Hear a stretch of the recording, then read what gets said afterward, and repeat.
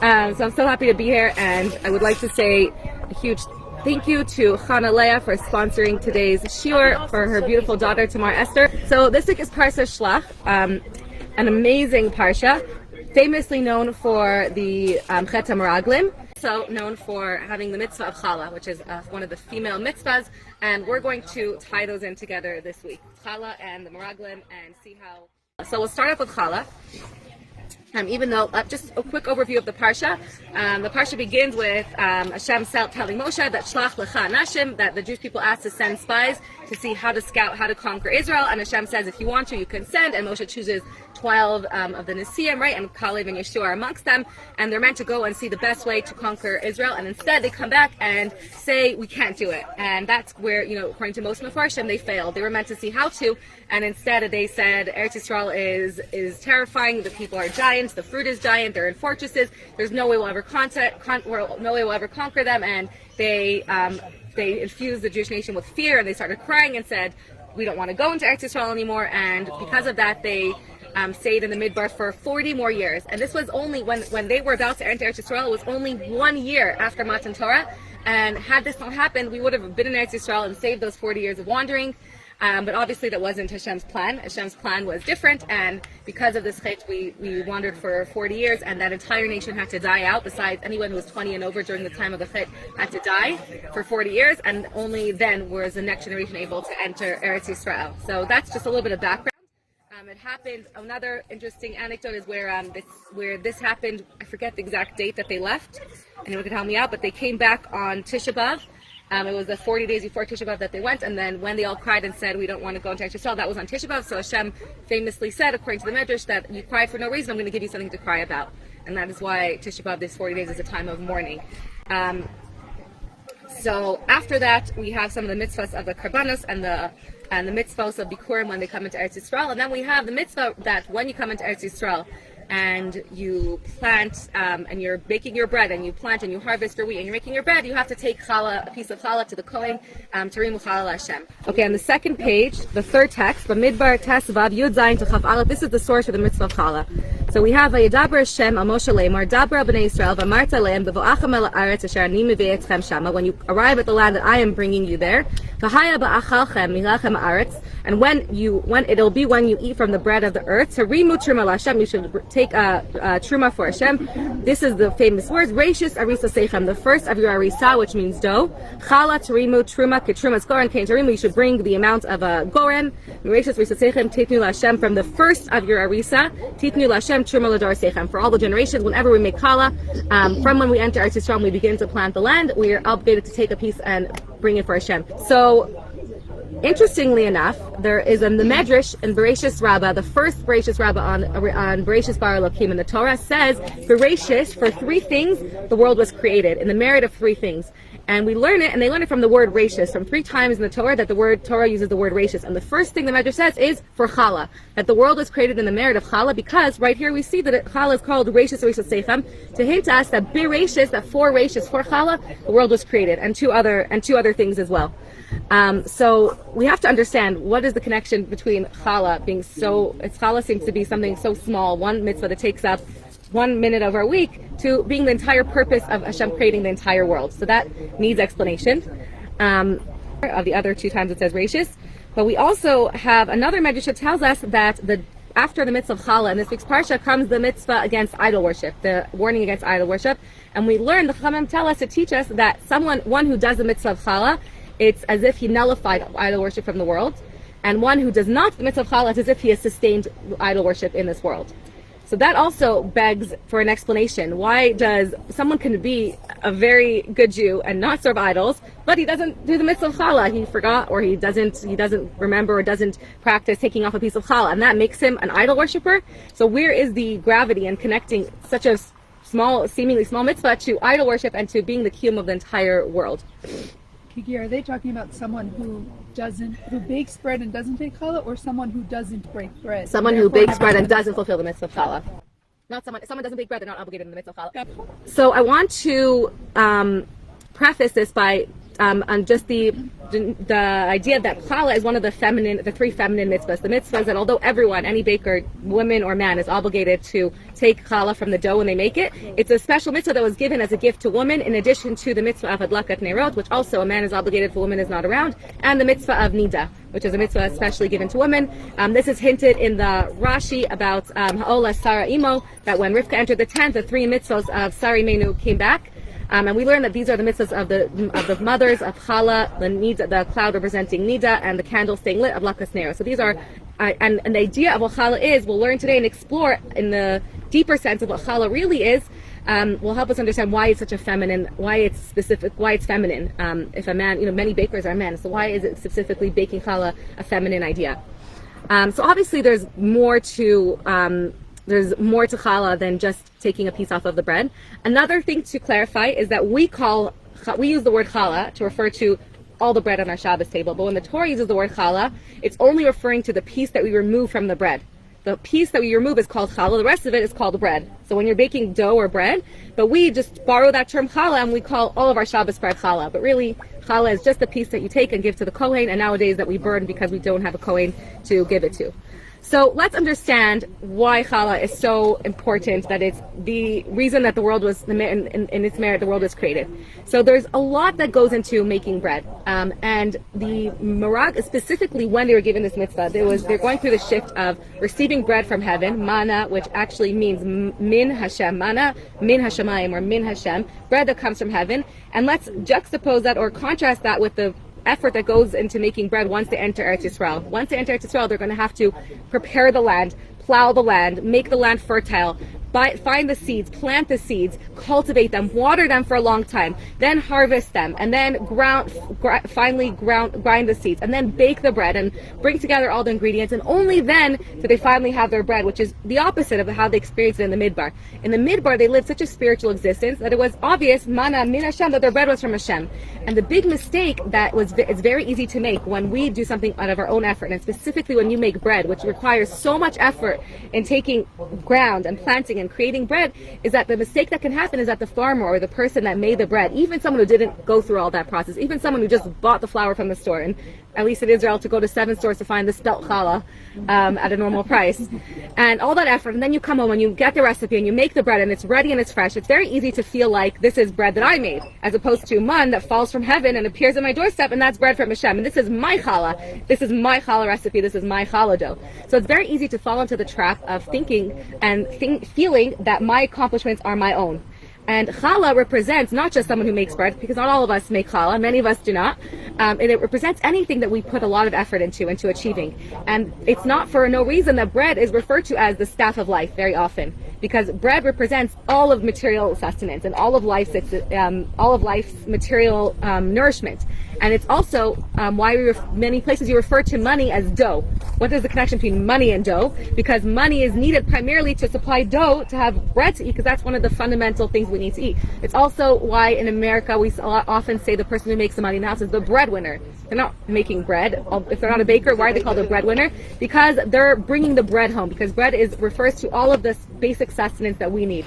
And aside from creating challah, anything that we put our effort into. So nowadays, we're not all farmers, and we're not cultivating the earth and plowing the ground, and we have machines that do that, which they did not have in those days. But what are we doing? We're going out and putting all of our effort into our different fields and different jobs and bringing home money in order to make the bread. And it's very easy to feel that all of the money that we earn and all of the effort that we put into a project or into our jobs or into anything that we put our effort into was our effort, and it's something that I did on my own.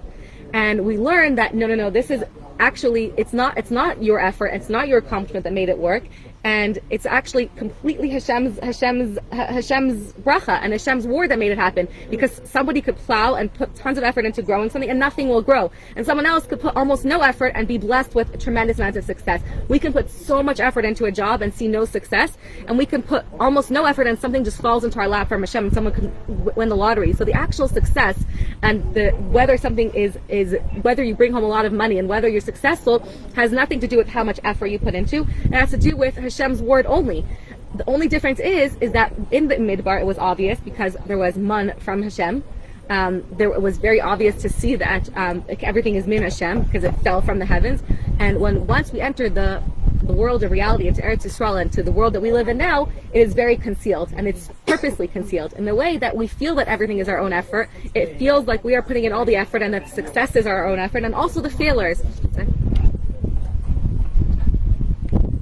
We often take credit not just for the successes that we have and feel like this bread was mine and I made it with my own effort and forget about Hashem's involvement and all, but also for our failures. Often we fail, we work really hard on something and it fails, and we feel like it is our failures because I didn't do enough and I should have done more and I made this mistake, or this person, if not for that person, I would have been better. If not for them, I would have got the job. They took that house that I wanted to buy.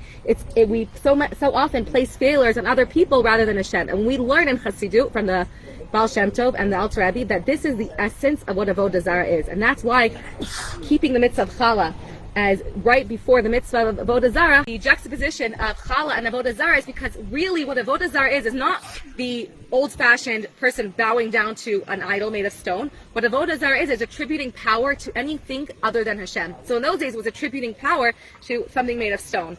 Nowadays it's attributing power and to our own failures and to our own successes, or to the other person who didn't do things the way we wanted them to. And that is what Avodah Zarah is. It's saying that any of my accomplishments or failures are mine, rather than realizing that all comes from Hashem, that it's mana, that it's min Hashem. And that is why the mitzvah of Challah is one of the first mitzvahs they received when they entered Eretz Yisrael, that when you're making your bread, which is the foundation of all of life's existence, which represents all of our material sustenance, that we stop for a moment, that a woman who is the one who is able to do this idea more than anything, to fuse materialism with the awareness of Hashem, that more than anything we pause for a moment and we meditate, and we don't just take a piece of challah and make a bracha and throw it away. The Alter Rebbe actually says that this time that a woman meditates, but during her 3 mitzvahs, during the mikvah when she says her tefillos, and which tefillos are made up by women, and the tefillos that she says after candle lighting, and the tefillos that she says when she takes up challah, he says these are Torah, like a mitzvah doraisa in the Torah. That's how sacred they are. So during this time that we meditate, what we're really supposed to reflect on is that I'm taking a piece of this challah and recognizing that it's not all my effort, that all of the things that happen to me, good or bad, are not mine. They're all min Hashem, and I'm lifting it up in the air and saying it's all from Hashem, and I'm making that opening to realize that all of my sustenance and everything that I have is, regardless of my efforts or work, is all from Hashem, just like the man. However, it's just concealed now. This is how Hashem wants it to be. What's the point of putting in effort if your success or failure is So that's just how Hashem designed it. Hashem said, "Birachacha Hashem b'kol asher tasa," that the bracha will come, that Hashem wants it to be in a way that He conceals Himself, and that He hides Himself, and that it seems, and that it's disguised within nature. And you're kind of asking what the Meraglim asked. So this ties us into what the Spies really. Hopefully I'll answer by the end of this class, and if not, I'll continue to explain. The Meraglim, the big question that's asked about the Spies is, how could they have doubted Hashem could win the war? When they went to Eretz Yisrael, regardless of the fact that they were big and giant and they were in fortresses, they just witnessed Hashem conquering the superpower of the world, Mitzrayim, which was the most mighty nation. And they saw Hashem smite them with 10 plagues like they were nothing, like they were ants. And then they saw the ocean split and drown Paro's entire army with its advanced infrastructure and with its advanced chariots and horses. And then they saw Amalek, the scariest army in the world, also be defeated by Hashem. Why are they suddenly afraid? Who cares? Of course, Hashem has won so often and helped them with crazy miraculous ways. And not only that, they wake up every morning to man falling from the sky. So do they doubt? Suddenly they're doubting Hashem? It doesn't make sense. So on a pshat level, that is the mistake. They did doubt Hashem. On a deeper Hasidic interpretation, that wasn't what their fear was at all. They weren't afraid that Hashem couldn't win the war. They obviously knew Hashem could win the war, and the question is even strengthened by they weren't just ordinary men. I think they were Anshe Kodesh. What's the word? Anshe Anashim? Yeah, they were the heads. They were the best. They were chosen. So they weren't just regular Jews. They were the greatest of the Jews. So obviously, according to Chassidus, there's more to the story. They weren't just afraid that Hashem wasn't going to help them win the war and conquer, and they weren't afraid to die. They were afraid of something more. They were actually afraid, and this is so deep, they were afraid of succeeding. They knew that Hashem could win the war, and they were afraid of what would happen afterwards. They were afraid of Hashem is going to help us win this war like He won everyone else, and then what? And now we're left in Eretz Yisrael, and we leave behind this life of the Midbar. And I remember feeling this way last year by Parshat Shelach, where COVID was such a bubble for me. And although we wanted it to end for obvious reasons, I was so afraid of the restrictions being lifted and all the pressures and anxieties of life coming back and all the responsibilities. And I remember even being afraid that the park is going to open up and I'm going to have to like bring my kids to the park and socialize and have to go to events, which are all good things. But there's a fear of success, a fear of having to do more and having to invest more. And I just was so used to just being at home and having zero expectations of myself and just literally just getting through the day. And it was very, very, very overwhelming for me to even imagine. Whenever I heard that like COVID was ending and restrictions were ending, I would have like an anxiety attack. My stomach would hurt. And even now, like as things are opening even more and more, there was a concert last night. I feel like, oh great, like now I have to start making programs on a bigger level. Like success is scary. So psychologically, they were afraid of the success. Now they have everything given to them at their fingertips in the midbar. They wake up, they don't have to work for any of their food. They have everything at their fingertips. They don't have to be successful. They don't have to be good at anything. They just have to wake up. Their water comes from a rock. Their laundry is done by a cloud. They have nothing to do. They have nothing to fear. And suddenly Hashem is going to help them win this war, and they're going to be right in this world where they're going to have to harvest the land, they're going to have to plant, and they're going to have to grow, and they're going to have to put in effort, they're going to have to build their own army, because we're not going to be able to rely on Hashem's miracles anymore. These were gifts that were given to them just for the midbar, and this fear of having to go out and be successful and put in effort, and the fear of maybe failing was so scary to them. They said, we don't want that. It's just too much for us. And on an even deeper level, Hasidically, we learned that they were tzaddikim, and all they wanted was to be close to Hashem. And in the midbar, when they don't have to worry about any of their materialistic concerns, they could spend all day learning Torah from Moshe Rabbeinu, and then they come into Eretz Yisrael, they're not going to have hardly any time to learn Torah and connect to Hashem and be in that intimate bubble. It's like when the honeymoon and the Sheva Brachos ends and like Shana Rishona, and now real life starts. They don't want real life to start. They want to stay in this bubble of intimacy with Hashem and not have to go down and work and harvest the land and with all the mitzvahs that come along with it and all the involvement in the physical world. So they were tzaddikim. They were not afraid, according to Chassidus, the deeper interpretation of dying. They were afraid of winning the war and having to be involved in materialistic existence. Another twist that the Rebbe teaches, which is really powerful, is that to make it more time to Pshat, because Pshat says they were actually afraid to die, and they said they're going to kill us, they're going to squash us, we're going to be like grasshoppers in their eyes. On that note, they said that here we're living a miraculous existence in the midbar, and since you took us out of Mitzvah, so we won the wars in a miraculous way. But once we enter Eretz Yisrael, we're no longer living a miraculous existence. Hashem is giving us these mitzvahs already, that you're going to have to plant the earth, and you're going to have to, see bracha in your work, and you're going to have to live a natural existence. So we can't have it both ways. They said either we're living a miraculous way, and you win our wars for us miraculously, and man comes from heaven, or we live a natural existence, and then we have to win the war naturally. And naturally, there's no way we're going to win these people because we're tiny and they're huge. So if we're living a natural existence, a materialistic existence, we won't be able to win. So that's just another perspective of the Rebbe. But tying it back into the more mystical perspective, I want to show you some of the sources that we can read deeper into what their complaint was and see this hidden message of being afraid of materialism and wanting to remain in spirituality. So if you look at the Midbar, Yud Gimel Lamed Beis, Vayitziu dibas haaretz asher taru osa, and they said bad things about Eretz Yisrael that they scouted, which I think has to be that, just for now what's going on in the world, you can't say bad about a land that you've never been to. Just want to say, if you haven't gone to land and been there and seen what the life is like, you can't speak about a land until you've scouted it. And they wouldn't have dared to even speak bad about Eretz Yisrael or anything until you go there. How could you speak about a nation unless you've been there? So just to anyone who's speaking about Israel, I feel like anyone who's speaking about Gaza and Israel has to be here and experience life here before they could even say anything. So first you have to tour the land, be there, understand what it's like there, and then you can maybe have an opinion. But no one deserves to have an opinion about a land that they haven't been in. Just my thoughts. Come to tell B'nai Yisrael, Leimar ha'aretz asher avarnu ba laturosa, the land that we went there to scout it out. Eretz ocheles yeshvet, a land that consumed its inhabitants. And they said also we were like grasshoppers in their eyes. Anshe midos. So what did this mean on a deeper level? That the land itself consumed its inhabitants. That we're afraid, what they were saying on a deeper level is that we're afraid of being consumed by the land, by the materialism. Eretz is ratzon, is desire, is materialism. It's the land itself, the materialistic earth. That we're afraid that the land we see there, that the people that are consumed by the materialism, the fruit are giant, that's all they're consumed with. All they're doing is cultivating the earth and growing materialistic things. It's a land that consumes the people. And very often we feel like that in our lives, that sometimes we're consumed by the land, by our materialistic desires, by being involved with materialistic pursuits, that we get so involved in designing our house, in planning our home, in shopping, in making, in our job, in acquiring money, that we lose sight of everything and we get consumed by it. And I remember, what? And then came COVID.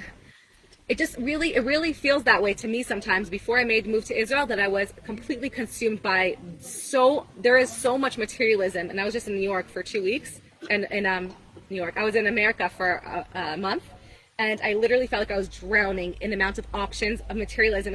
My husband went to the grocery store the first day. He's like, I can't shop. There's like 20 of each thing that I want. In Israel, there's like 2 brands. And in America, he's just like, I don't even know, like you're buying shampoo or shavers or like food, and you're just like, there's like 5 types of kettle cooked chips, and it's just so overwhelming, and you really get consumed by the materialistic life. And that's one of the reasons that I didn't want to. We almost moved on shlichut to California before moving to Israel for life, though. And I was like, I can't withstand the trials of living in California and like the amount of materialism that there is there. My sister-in-law, she's there. God bless her. She's amazing. She rises above it. But I feel like the Eretz Ochelet Yashvia, that the land itself, that the earthliness consumes it. And they said, we don't want that. We don't want to go to a land where we're consumed by the materialistic pursuits. We want to stay in the midbar where we're above it, where we don't have to worry about it, and we could just be pure and learn Torah. And that was so beautiful that they wanted that. And we see it also in the pasuk right afterwards, even though in the source it's right before. So the next pasuk, Lamed Gimel, it says V'shamar Inim Nephilim, and we also saw the Nephilim, which is translated as the giants, but literally means the Nephilim, those that fell, the fallen ones. Bnei Anak, the sons of the giant, Min Nephilim, V'nihid Beinenu Kichagavim V'Kein Beneim, and we felt like grasshoppers in their eyes, and so we were in their eyes. So, who are the Nephilim? This is so incredible and sheds a lot of light. The Nephilim are the angels. The angels that during the times of Enosh, they looked down at the world and they saw the horrible sins that the world was committing. This is before Jews. This is the time when Hashem decided to bring the Mabul. And before Hashem destroyed the world, they said, let us try. Let us try to bring these horrible people, these evil people to Teshuvah. They're committing horrible acts of violence in the world. Let us attempt to bring them to Teshuvah. So finally Hashem agreed and said, fine, go down. And what ended up happening is that not only were they not successful in bringing the sinners to Teshuvah, but they themselves were corrupted. And not only they corrupted, they added to the corruption in the world. And these Nephilim that were in Eretz Yisrael are the descendants of those Nephilim. How did they survive the Mabul? They held on to, those are the giants that held onto the ark, onto the Teva, and survived. And now these are their descendants. And they're called the Nephilim because they fell from so high to so low. And they said, if the angels, who are completely spiritual beings, who don't even have materialistic desires, they attempted to come into an earthly land and to fight with it, and they couldn't succeed, and they fell so low. How do you expect us, who are materialistic beings, to survive the trials of materialism? If they couldn't survive, and then to feel them, so that's why they were afraid. They weren't afraid because they're giants and they're big. They're afraid because of how low they fell, although they were angels. And they said, and that's why we were, compared to them, we're grasshoppers. Compared to their spiritual level, they're angels. So to them, we're grasshoppers. How do you expect us to compete and to even have a chance at remaining spiritual, remaining connected, and keeping the Torah in such a materialistic environment when we have to work with the world and the land all day long? So this is why they were tzaddikim, and yes, they had real claims and real fears that seemed to be legitimate. And the answer to them, I feel, is really strongly hinted to in Challah. That the only way that it is difficult to be in the physical world. First, we have to understand that what Hashem wants from us is not to remain in the midbar. That there is a tkufa in every one of our lives, and in our history as we evolve, when we're born, where we're sheltered, we remain, where everything is given to us, and we are sheltered in our school and in our home and nurtured. But there's a point in our lives where the ultimate purpose of being sheltered is in order to go out into Eretz Yisrael and to settle the land and to live a natural existence. And that's what Hashem wants from us. It's easy. Hashem didn't need us to continue serving, to continue being in the midbar and not having to work with the materialistic world, because the point of our life is to bring heaven down to earth, is to be involved in materialism and to work the land and to plow and to have a job, and 6 days a week to be involved, and only on Shabbos to stop and to be connected to Hashem, and not only throughout the day as well. But the purpose of the world is not to be removed from the world, which many other religions do feel, that the purpose is that we're meant to detach from the world. We're not supposed to get married. We're not supposed to be involved in anything material. We should be separate as much as we can from the world. Judaism says the opposite. Judaism says, no, we're not supposed to detach from the world. Hashem intentionally wants us to be involved. Most of the mitzvahs in the Torah are involved in physical things, in materialistic things. Hashem wants us to not ascend to heaven, but rather to bring the heaven and the divine down into the mundane and into the materialist existence by working and by creating a natural vessel for it. So although our success doesn't come through our work, The work is there so that we can fuse the material and the spiritual, so that we can uncover the sparks in the world, so that we can work with as much materialism in the world, so that we can bring Hashem into it, and we can uncover and reveal the godliness in all the materialistic things in the world. So that kind of answered what you were getting at. This just isn't. It means that you're supposed to create the vessel, but as far as like how much effort you put into something, it's almost like you don't need to try that hard because your Right, success is that's already the truth, done. and that is exactly what we learned. We're not supposed to try that hard. We're just supposed to put in our minimal effort and just make a vessel and let Hashem decide how He wants to fill. If He wants to fill that vessel or a different vessel, we're not supposed to put our entire heart and soul into the work. Our heart and soul is into revealing Hashem and to making the vessel that we need to succeed, and not more than that. That's why there's a lot of beautiful B'chol Asher Ta'aseh. It says there's a lot. What's the verse? It says that Maseh Yadena, that we have to have our hands involved in our work, but not our heads. That our heads should be above. That our feet are in the ground, our hands are involved in the work that we do, but our hearts and our heads remember that ultimately it's all from Hashem. And that's what Challah is, and that's why Challah is the merit that the entire world is created in the merit of Challah, because Challah does exactly that. And I feel like this is the answer to the Meraglim, that Hashem wants us to enter the world, and that's our mission, and we're not supposed to remain detached. We have to enter the world and bring Hashem into Eretz Yisrael, into the entire world. However, their mistake was something that many of us do. We compartmentalize. We feel like it's either or, that we have different parts of our lives. Sometimes I'm spiritual when I daven in the morning, and the rest of the day I'm just mundane, I'm regular. I'm not. And then we have Shabbos where I'm holy, and the rest of the day I'm just like anyone else. Often, some of us feel like the only times I'm really Jewish is when I make a bracha and I daven, and then on Shabbos, and the rest of the time I could be like anyone else. And when I'm eating kosher. So we compartmentalize. Here, now I'm being Jewish and spiritual, now I'm being physical. And Chassidus teaches us that it's not that at all. That every moment of our lives, even when we're shopping and we're doing the most mundane things like cooking, we're being spiritual in those times. And Challah is the way that we learn how to bridge those two. And we shouldn't compartmentalize like the Meraglim did and say, well, either we're going to live a spiritual existence in the Midbar or a natural material existence in Eretz Yisrael. And that was their mistake, not realizing that we confuse the two of them, that they can coexist in a way that even though, and this we learn in the word Reishis Ariso Seichem, that the dough that we give to Hashem is only a small piece of the challah. Most of the challah we're eating and enjoying, the bread. The challah is only a very small amount of it, but it's reishis. It's reishis arisa seichem. It's the choicest part of it. It's the best part of it. And by taking off one small part of it, it ends up affecting that all of the challah becomes for Hashem. That it elevates the rest of the challah. So when we stop for one moment, and we also see I'll just to say this now, two more beautiful hints in the word reishis arisa seichem. Arisa is a very unusual word to use for bread. It says it's dough, but there's a lot of other words to be able to use. Arisa hints two things for us. Does anybody know what arisa means? I taught. It's a baby carrot. A baby carrot, exactly. Arisa has other meanings. It means dough, it also means a cradle, and it also means a bed, an arisa. So we learned two things hinted in the Torah's choice of language, arisa. One, that reishis arisa seichem, that your whole day might be mundane. Most of our day is involved in the world and in taking care of our families and the materialistic things and buying things that we need and making food and sleeping. But reishis, the first moment, arisa, when we wake up in our beds, is for Hashem. That the fact that it's the first moment is very powerful. That the first thing you do when you wake up is stop and say, Moda'ani.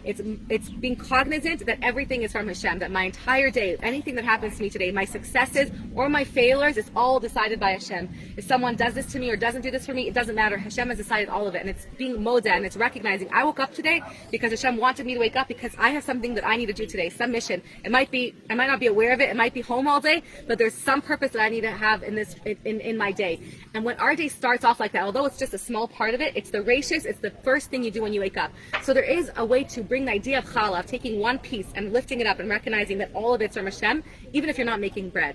And one of those ways is challah in the morning. When you wake up in your beds, you're doing your challah, you're recognizing that all of your day is from Hashem. And even when you're doing mundane things, you bring Hashem into it. And that's what's also hinted to in the world, Challah. Challah is divided up in a few ways by Kabbalists. One way, it's chol la Hashem. That chol is mundane, right? By the dimei chol, or even sand, which is separation. La Hashem is for Hashem. That I'm taking all of my yemei chol, and that's the idea of that Arizal would make a sixth grader, because you're taking the 6 days of the week where you're involved in mundane things and bringing it up and saying all of the things I'm doing mundanely are all for Hashem, even though they might not feel like it, and I'm involved in the land. there is godliness there, because every moment of my life, even if it might not feel like it doesn't look like man, is all from Hashem. And if I'm taking a hike or taking a walk with my friend, and I'm aware that this beautiful world Hashem made is Hashem's world, that is not a mundane thing. That's a godly act. I am literally doing a beautiful mitzvah. I am tying your shoes and remembering that you're doing. And even if you're not involved in a mitzvah, even if you're not in Siftach and there's a new project by Chabad that's a tefillin box there, and you could be at Siftach and remember that you're a Jew and you see a soldier or somebody you may not have put on tefillin, and you tell them, there's tefillin here, you can put it on. Even if you're not doing a mitzvah, you're just doing something mundane, but you have that opening. And this is where, so Challah also is ches lehei. Right? Ches, we learned on Pesach, is chametz. It's a world that's, the opening on the ches is pulled downwards. It reminds us that our day-to-day life is drawn downwards. Gravity pulls us down towards the earth, to eretz, to materialism. And a hay is the same as a ches, like we learned by matzah is turning chametz, the ches of chametz into a hay. The hay is that opening on top. It's just like a chet. We are materialistic beings pulled downwards, but we make an opening on top. That throughout all the materialism, we have an opening to realize that all of this materialism is from Hashem. And our job with making challah is to turn ches lehei, Hashem, into a hay or into Hashem, to take all the ches and all the mundane things in our lives, and to just make a small opening, to just be aware for a moment that all of the struggles that I have, all of the successes I have, all of the failures, it's all from Hashem. And being that, opening your mind to be aware, it's such a feminine idea, and that's why Challah is such a feminine mitzvah. We are naturally, that's why women don't wear kippot, because we naturally look upwards and we feel the presence. We do wear kind of kippot. I think in a kippah is actually a wig top, anyways. So that is the deeper idea and the answer to the Meraglim, that they don't have to be separate. That through Challah, through this mitzvah of Challah, realizing that even in the mundanity, we don't have to be drowned by it. We don't have to be consumed by it. We can be above it if we just take a small part of it, not all of it. If we take a small piece of it and remember and lift it up and say, this is all yours, Hashem, then all of our materialism, all of the Challah becomes holy, and becomes everything in our day that doesn't feel holy is holy, just by that gracious in the morning. The other meaning of Risa, which means cradle, is such a beautiful message. That so many of us are having babies or going to have babies, that we might think that when do we have to start making our children cognizant of Hashem? Once they start talking, once they're aware of their surroundings. But we learn from Reishis, Arisa Seichem, that from the Reishis, from the moment that they're in the Arisa, Chinuch starts, this awareness of Hashem begins from the cradle. From the moment the baby is in the cradle, already begins awareness. Their neshama already can become pure and become Hashem aware and become more sensitive to godliness. And we start this literally from the cradle, and we say Shema with our baby. We put aleph beis around the baby's crib. We make sure that the baby sees, in Chabad we only see kosher animals. You put a Shir Malos card by the baby's crib so that they have, so that you put pictures of tzaddikim. We sing Jewish songs to the baby. We sing Torah Tziva to our child. We sing Mishnah Yisbal Peh, and we surround our baby with kedusha from the Arisa, Reishis Rishas Seichem. So it doesn't only mean Challah. With every area of our life, we can really imbue this idea that from the moment, at the beginning of our child's life, we can already bring this idea into our homes, and we have our children pure, spiritually sensitive, so that throughout the rest of their lives, they're sensitive and aware of the godliness. There's so much more I could say, but time is running out. There's so much more hints in Challah and in the Meraglim. But now we kind of understand why the creation of the world is hinged on Challah, because it's about when Hashem creates the materialistic world, it's all about taking a moment of all of Challah, meaning representing all of materialistic life and sustenance, and taking a piece of it and pausing and meditating and realizing and making that opening of a hay like Challah. So I'm going to bless us all to always feel Hashem in our lives, always have that opening for Hashem, and feel that everything in our life is from Hashem, especially with our failures, to not feel like our failures are because of us and because of anything we could have done better, and to realize that failures and successes both are from Hashem, and to feel that in our lives, and to have Hashem's hand in every single moment in our lives, and that we should have the tikkun of the Chet HaMeraglim and only have beautiful things said about Eretz Yisrael. The world should be able to see, just like the Meraglim did, their error of their ways, and to see the holiness of Eretz Yisrael. Whenever there's holiness, we know that there's so much klipa pulled in that direction. So we should be very, very soon that the entire world recognizes the holiness and the beauty of Eretz Yisrael, and that we are joined by everybody, every single Jew in the world, and every one of our family members here in this beautiful land. Bless all of us with just goodness in our lives. Have a wonderful week.